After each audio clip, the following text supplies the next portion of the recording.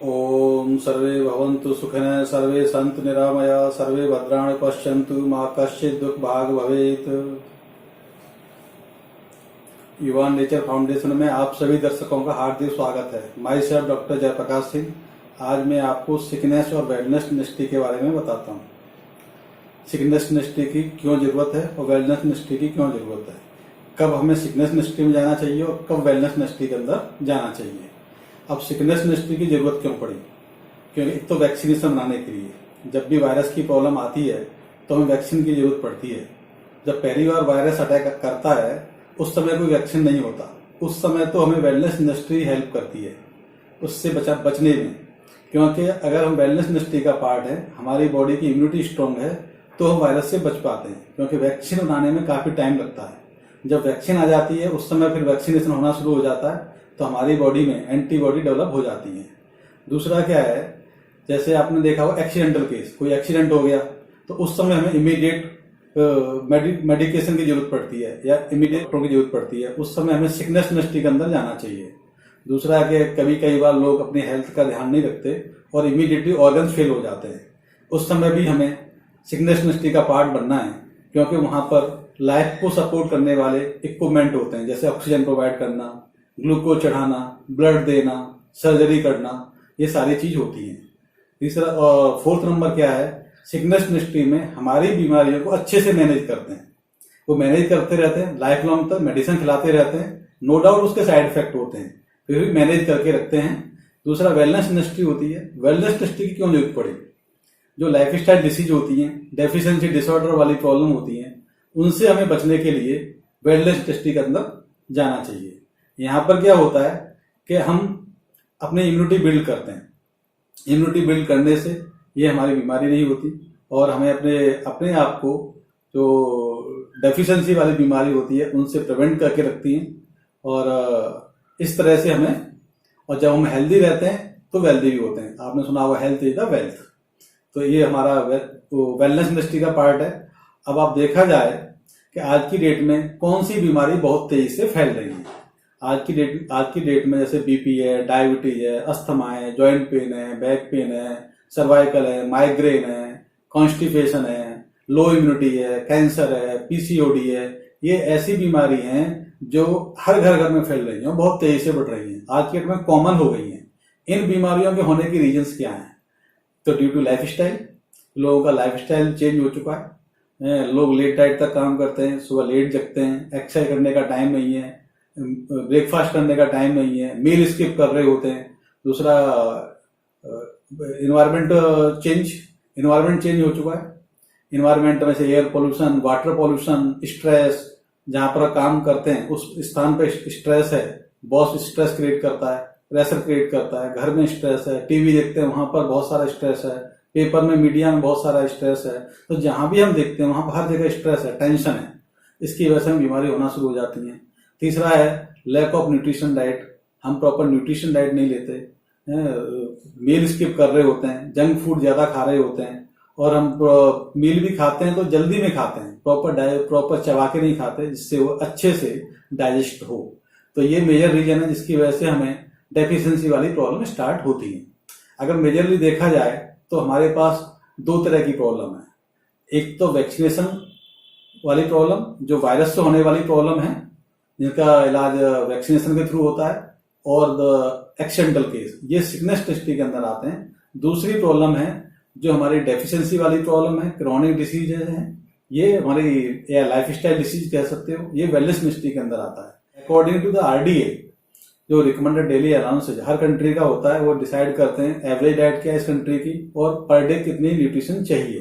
तो according to RDA every person को 40 से 45 न्यूट्रिएंट्स एवरीडे चाहिए, जिसमें एसेंशियल अमीनो एसिड हैं, minerals, vitamin, phytonutrient, good fatty acid लेने होते हैं।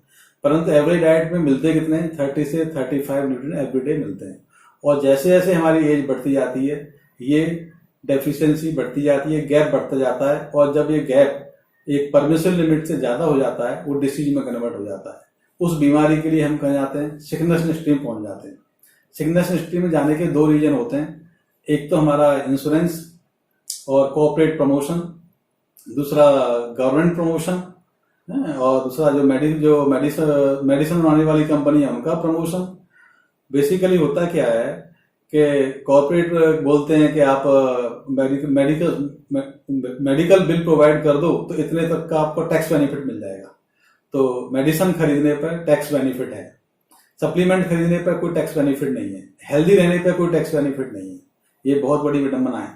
और डॉक्टर भी प्रमोट कर रहे होते हैं, पर जब भी हम किसी डॉक्टर के पास जाते हैं डेफिशिएंसी वाली प्रॉब्लम के लिए तो एक टेस्ट लिख देता है, पैथ लैब में हम टेस्ट कराते हैं और एक रिपोर्ट के अकॉर्डिंग मेडिसिन रिकमेंड कर देता है और मेडिसिन लेते हैं, खा लेते हैं।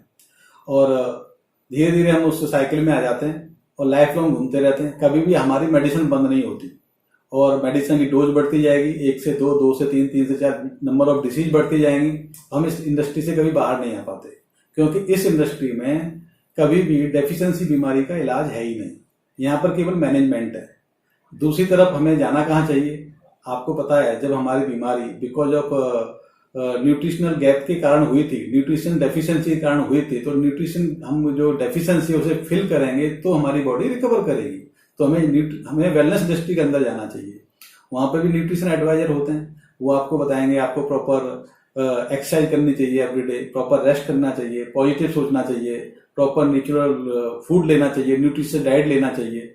पर वो हमें एक आम बात लगती है कि इसे हर कोई जानता है, वही बता रहे हैं पूरा खाना लो और सही से मील खाओ, 3 टाइम्स खाओ, तो उस पर ज़्यादा हम बिलीव नहीं करते। एक्चुअली वेलनेस इंडस्ट्री स्टार्ट ही बिलीव से होती है। अगर आपको बिलीव और फेथ है इस इंडस्ट्री पर और आपको ये बिलीव है जब मेरी बीमारी बिकॉज ऑफ न्यूट्रिशनल डेफिशिएंसी की वजह से हुई थी, इसी से क्योर होगी, तो ये 100% काम करती है। अब आपके पास 2 ऑप्शन हैं कि would you like to fill the nutritional gap through the medicine और सिंथेटिक सप्लीमेंट और नेचुरल फूड और क्वालिटी फूड सप्लीमेंट। अब डिफरेंस बताता हूं मैं आपको, सिंथेटिक और नेचुरल और ऑर्गेनिक सप्लीमेंट में डिफरेंस क्या होता है। सिकनेस इंडस्ट्री के अंदर सिंथेटिक सप्लीमेंट आते हैं, मेडिसिन आती है, ये केमिकल रिएक्शन से बनते हैं, इनके साइड इफेक्ट बहुत होते हैं और 50 से 60% एब्जॉर्ब हो पाते हैं। अब लंबे समय तक नहीं खा सकते, पर सस्ते होते हैं, सस्ते पड़ते हैं और 30 से 40% एब्जॉर्ब होने का मतलब आपको 3 से 4 गुना खाना पड़ेगा। उसी रेशियो में आपके साइड इफेक्ट बढ़ जाते हैं। मान लो एवरेज डोज कॉस्ट है 15 रुपीज पर डे। इसी तरह से हर्बल क्या होते हैं, प्लांट बेस्ड होते हैं, fruits and vegetable and herbs उगाए जाते हैं। पर जब उगाते हैं उस समय कितना केमिकल यूज हुआ, कितना फर्टिलाइजर हुआ, कितना पेस्टिसाइड डाला, इसका कोई कंट्रोल नहीं होता। इसलिए प्रोडक्ट में कुछ केमिकल पेस्टिसाइड आ जाते हैं और ये 50 से 60% तक एब्जॉर्ब हो जाते हैं बॉडी के अंदर। कुछ साइड इफेक्ट होते हैं और ये सिंथेटिक से थोड़े महंगे होते हैं, परंतु better than synthetic. Per day की कॉस्ट आती है 15 रुपीज आती है, ये थोड़े सिंथेटिक से महंगे पड़ेंगे। और अगर हम ऑर्गेनिक की बात करें तो यहाँ भी फार्मिंग की जाती है, ऑर्गेनिकली फार्मिंग की जाएगी, इसमें कोई केमिकल पेस्टिसाइड नहीं डाला जाएगा और फ्रूट्स वेजिटेबल हर्ब्स उगाए जाते हैं। और यहाँ पर वाटर और एयर पॉल्यूशन को भी मॉनिटर किया जाता है। कोई सीड से सप्लीमेंटेशन तक कोई भी कहीं किसी भी स्टेज में कोई केमिकल यूज नहीं होता, ये केमिकल फ्री होते हैं, इनका कोई साइड इफेक्ट नहीं होता और लंबे समय तक आप ले सकते हैं। ये थोड़े कॉस्टली होते हैं, जैसे मान लो 70 रुपए की एक टैबलेट पड़ी। फिर भी कहते हैं कि लोग ऑर्गेनिक सप्लीमेंट महंगे पड़ते हैं, क्वालिटी कभी सस्ती नहीं आती और उसके बेनिफिट होते हैं। बेनिफिट देखा जाए तो क्वालिटी प्रोडक्ट ही सस्ता पड़ता है लंबे समय में। शॉर्ट समय में अगर आपको कुछ पैसे बचा के लंबे समय में बहुत सारे साइड इफेक्ट, बहुत सारी बीमारी और हेल्थ में चैलेंज आना शुरू हो जाएं, तो समझदारी क्या है कि हमें अच्छी क्वालिटी के सप्लीमेंट, अच्छी क्वालिटी का खाना खा के अगर हम हेल्दी हो जाएं, वो ज्यादा समझदारी वाली बात है। अगर मैं बात करूं सिकनेस इंडस्ट्री में आने से हमारी लाइफ पर क्या इम्पैक्ट पड़ता है, तो हमारे माइंड में negativity and fear factor develop होना शुरू हो जाता है और डलनेस, इरिटेशन और नो एक्साइटमेंट नाम की चीज नहीं होती, हमें कोई क्रिएटिविटी नहीं होती और हमें जगह जगह लूप होल्स नेगेटिविटी ढूंढ रहे होते हैं, लूप होल्स फाइंड आउट करते हैं, इसमें ये कमी, उसमें ये कमी, कॉन्फिडेंस बहुत लो चला जाता है और हम ब्लेम लगाते हैं दूसरों पर।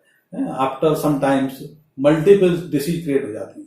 आपने देखा होगा जो लोग डेफिशिएंसी वाली बीमारियों के लिए डॉक्टरों के पास गए थे, आप कोई सी ले लो, बीपी की मेडिसिन पहले एक स्टार्ट हुई थी, थोड़े दिनों के बाद उसकी डोज बढ़ती जाएगी, फिर कोई हार्ट प्रॉब्लम हो जाएगी, फिर कोई किडनी प्रॉब्लम हो जाएगी। ऐसे ही जॉइंट पेन के लिए पहले आप कम डोज से स्टार्ट करोगे, फिर और कुछ बीमारी बन जाएगी। ऐसे डायबिटीज के लिए मल्टीपल डिसीज क्रिएट हो जाते हैं, 1 से 2, 2 से 3, 3 से 4 बीमारी बनती जाती है और उस बीमारी की सिवियरिटी भी बढ़ती है। इस तरह से हमारी लाइफ थोड़ी शॉर्ट होना शुरू हो जाती है और हम एक खुश लाइफ, हैप्पीली लाइफ नहीं लीड कर पाते। अगर हम वेलनेस इंडस्ट्री का पार्ट बनते हैं तो हमारे माइंड में पॉजिटिविटी इंक्रीज होती है, कॉन्फिडेंस बिल्ड होता है और energetic we feel energetic and excited और हमारे चेहरे पे एक ग्लोइंग फेस बनना शुरू हो जाता है। Creativity increase and try to find the solution. Mind में एक क्रिएटिविटी बनी रहती है, सॉल्यूशन फाइंड करने के लिए हम सोचते रहते हैं।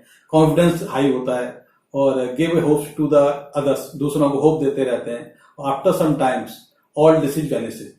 जिस बीमारी के लिए हम वेलनेस इंडस्ट्री में आए थे उसके अलावा अगर और भी कोई बीमारी बॉडी के अंदर बढ़ रही होती है वो भी धीरे धीरे क्योर होना शुरू हो जाती है। ओवरऑल पूरी बॉडी हेल्दी हो जाती है, जिससे हमारी बॉडी लंबे समय तक हम जीते हैं, live life longer and happily.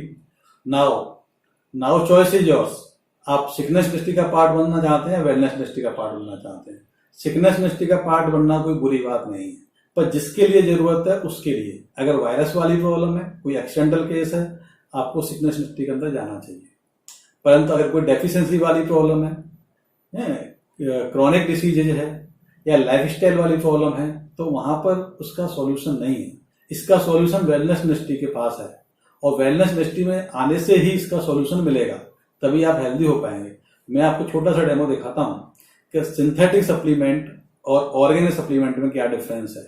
जैसे आपने सुना हुआ आयरन की डेफिशिएंसी होती है, आयरन फॉलिक की, तो इससे हमें ब्लड बनाने का काम आता है बॉडी के अंदर। डॉक्टर भी आयरन फॉलिक रिकमेंड करते हैं, आयरन के कैप्सूल या टैबलेट देते हैं। और नेचुरली आयरन पाया किसमें जाता है? आपके पालक में, सरसों में, इनमें आयरन अच्छी मात्रा में पाया जाता है। तो हमारे पास 2 सप्लीमेंट है, एक सिंथेटिक है और एक आपका नेचुरल पालक से बना हुआ। ये कैप्सूल सिंथेटिक है। अगर आप देखा जाए तो मैग्नेट है, मैग्नेट आप लोहे को चिपका लेती है, तो सिंथेटिक इस मैग्नेट पर चिपक गया। ये टैबलेट है, ये नहीं चिपकी। ये डिफरेंस है।